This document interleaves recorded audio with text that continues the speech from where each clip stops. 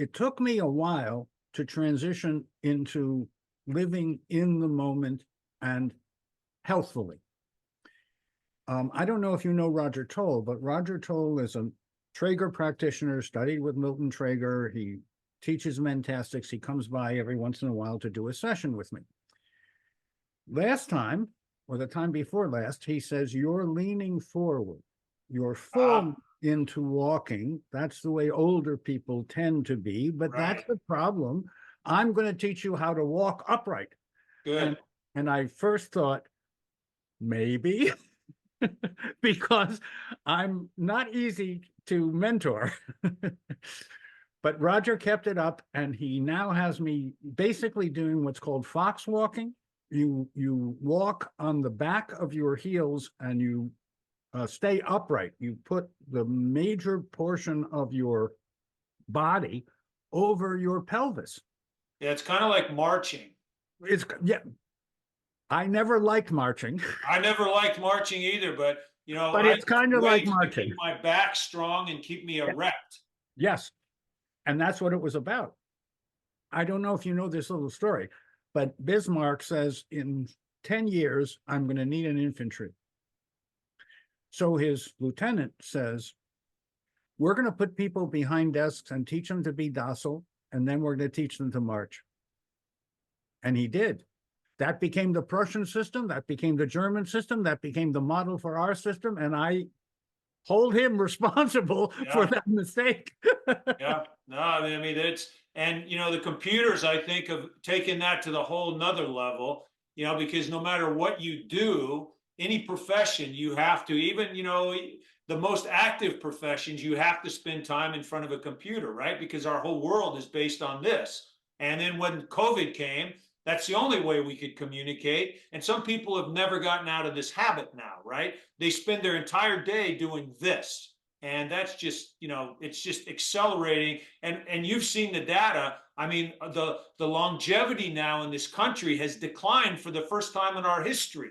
The male expectancy is lower, the female expectancy is lower. And that's because of the lifestyle. It's not because of anything else, so technology has been a double-edged sword for us, as I said it was going to be. I said that 30 years ago when we started going this direction, but as always, I've been out in front too much and I've never made any money doing it. So I made to keep my mouth shut. No, but you've inspired many, you have mentored many, you have lived a full and meaningful life.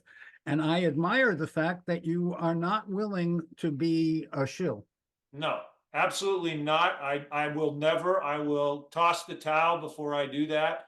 And that's the way I believe. And so I'm just so happy that, you have kind of broadened. I mean, when we first met, you were all about nutrition and testing and all that stuff.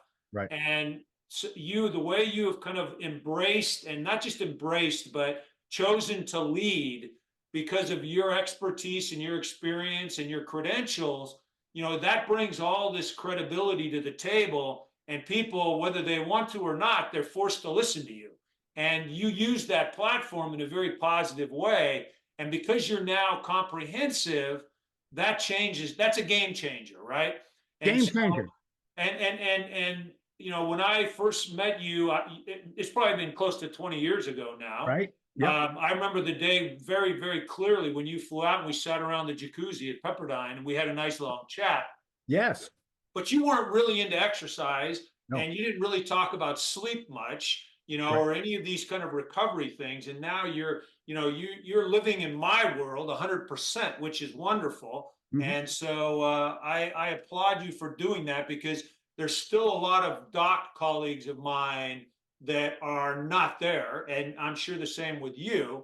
And so, well, it's easier to preach than practice. Exactly. And I decided to be an example, as you are, of practice, and let that speak for itself. So I preach a little less, but I do demonstrate in the quality of my comprehensive life.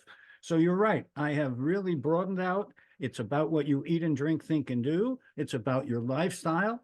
Epigenetics is the technical term. But we can save 1 million lives a year in the United States, and we can repurpose $1 trillion a year to promote prevention and primary practice. Unfortunately, as you correctly say, for several years now, certainly since the COVID, the world has extended life expectancy almost universally, except for America, where because we live a too sedentary lifestyle and eat processed food, etc., we're losing. Yep. We should be gaining. Yep.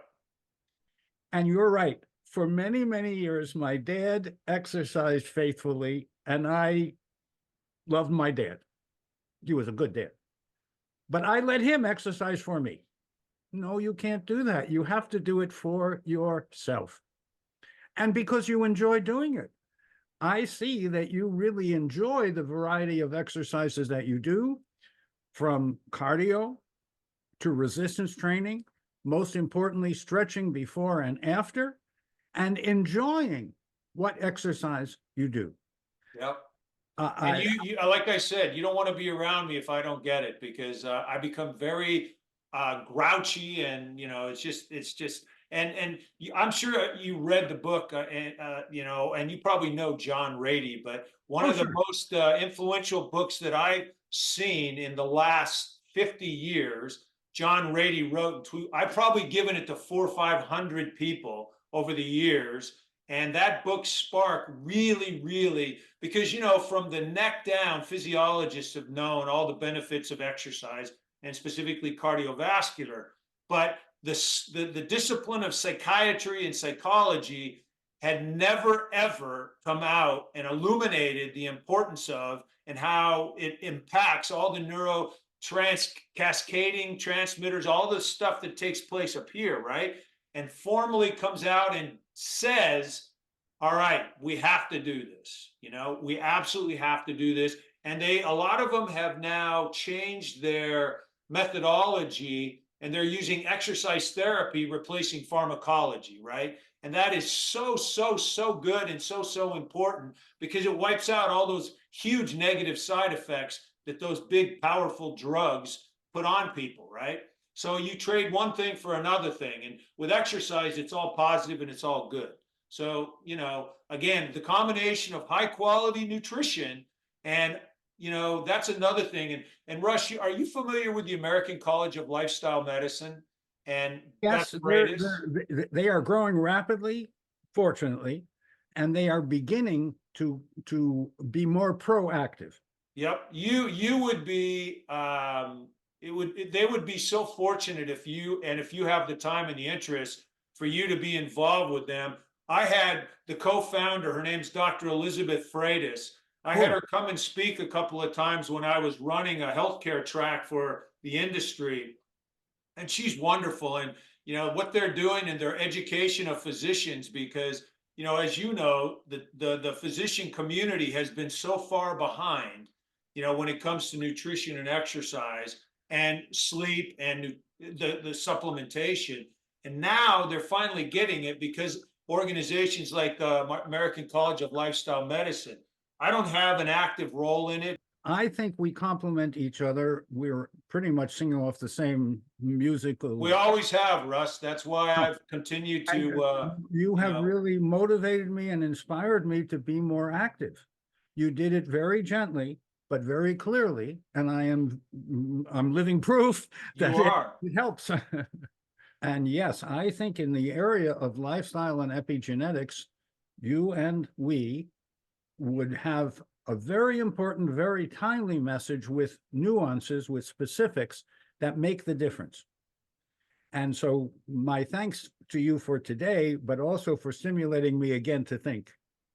Well, good. I'm glad, and it's always a pleasure. And like I said, way back when you first came to me, I really struggled, because I wanted to make it happen. I wanted to do the deal, but I didn't feel good about telling you something that was going to cost a lot of money, and it may or may not have worked because of the players that were already there.